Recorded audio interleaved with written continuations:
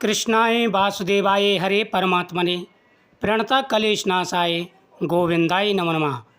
स्वागत है आप सभी का मेरे यूट्यूब चैनल पर। वैशाख मास की कथा।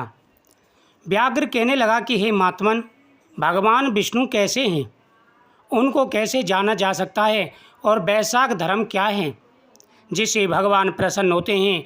व्याघ्र के इस प्रकार पूछने पर मुनि कहने लगे कि सर्वशक्तिमान, निर्गुण, निश्चेष्ट, विश्व सच्चिदानंद स्वरूप और संपूर्ण चराचर के अनंत स्वामी हैं। अब मैं उनके लक्षण बताता हूँ जिससे उत्पत्ति, स्थिति, संहार, आवृत्ति, नियम, प्रकाश, बंध और मोक्ष होते हैं। पंडित लोग उसी ब्रह्म को विष्णु कहते हैं। ब्रह्मादिक देवता सब उन्हीं के आश्रित रहते हैं।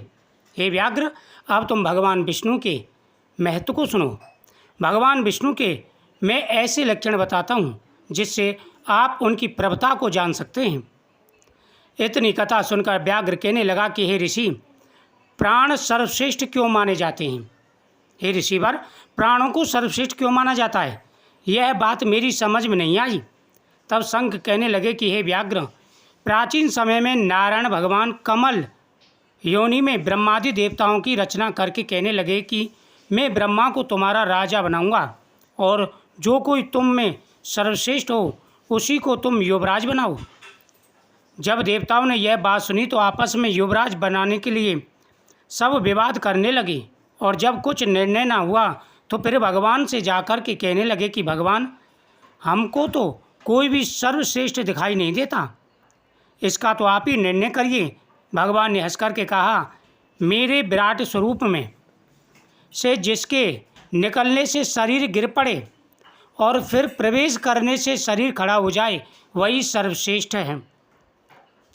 तब जयंत भगवान के पैरों से निकल गया तो वह शरीर पंगु हो गया परंतु गिरा नहीं। इसी तरह गुहेंद्रिय से दक्ष के निकल जाने से संठ कहा गया, हाथों में से इंद्र के निकल जाने से हस्तीन कहा गया, नेत्रों से सूर्य के निकल जाने से बहरा, जिह्वा से वरुण निकल जाने से अर्षक्षण और मन को चेतन करने वाले रुद्र के निकल जाने से तो जड़ कहने लगे, परंतु देह गिरी नहीं वरन पूर्ववत सब कार्य करते रहे, मगर फिर प्राणों के निकलते ही देह गिर गई और उनको भूत कहने लगे। यानी भगवान ने निर्णय किया, जब सृष्टि की रचना की तो सभी देवताओं में युवराज घोषित किया कि भाई जो सर्वश्रेष्ठ होगा वही युवराज होगा। अब निर्णय कोई नहीं कर पाया तो भगवान ने कहा, तुम सभी मेरे शरीर से निकले हो, अब मैं महाविराट पुरुष की रचना करूँगा और मेरे शरीर में से जो जिस चीज़ का भाग है वह निकल जाएगा। अगर मेरा शरीर गिर गया जिसके निकलते ही वही सर्वश्रेष्ठ है। तो पहले पैरों से जयंत निकला, जिह्वा से वरुण निकले, इसी प्रकार सभी देवता निकले, हाथों से इंद्र निकला, लेकिन शरीर नहीं गिरा। और जैसे ही प्राण शरीर से निकले तो शरीर अचेत हो गया, जमीन पर गिर पड़ा और वह काल को प्राप्त हो गया।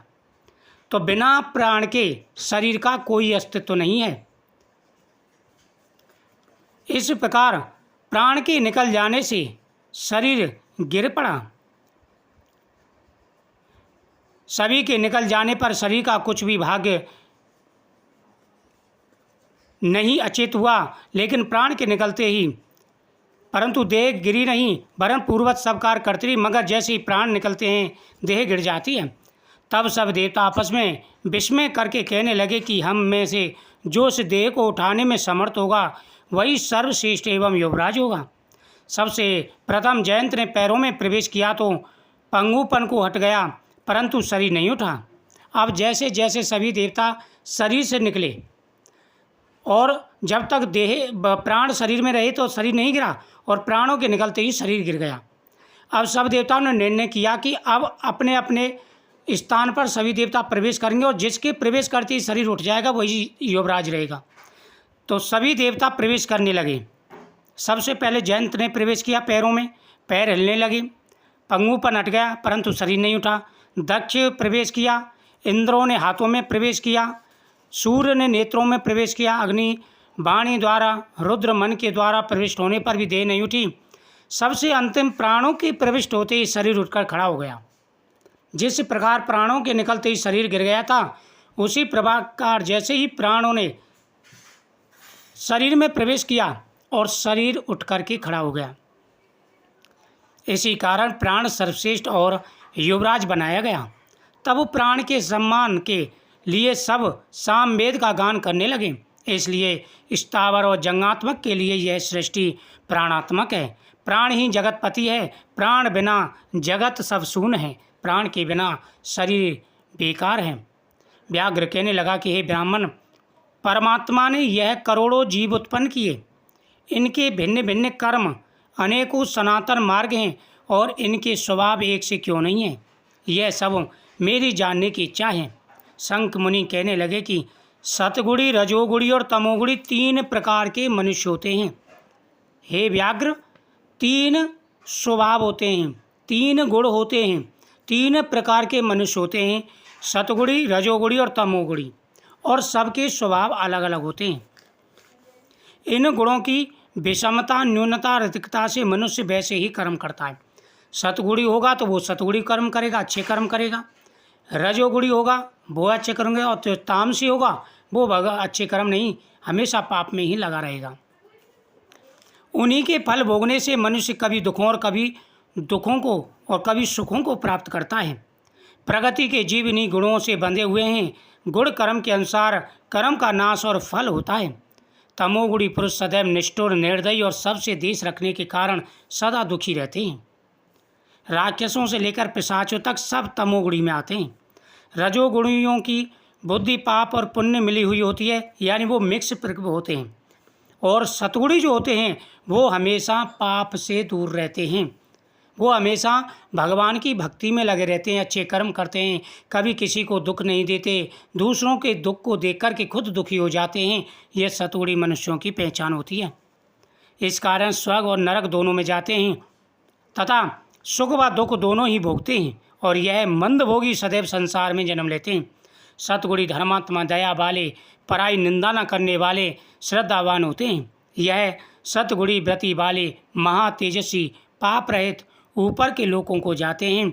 वह अपने गुण और कर्मों के अनुसार कर्म भोगते हैं, और उसी प्रकार से वह देह में सुख और दुख पाते हैं।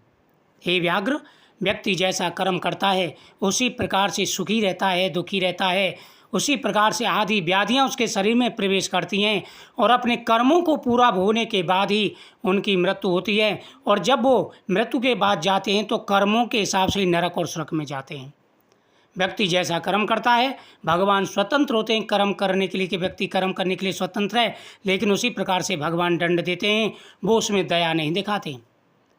तो व्यक्ति को हमेशा अच्छे कर्म करने चाहिए। वीडियो को शेयर करें, चैनल को सब्सक्राइब करें। जय श्री कृष्ण।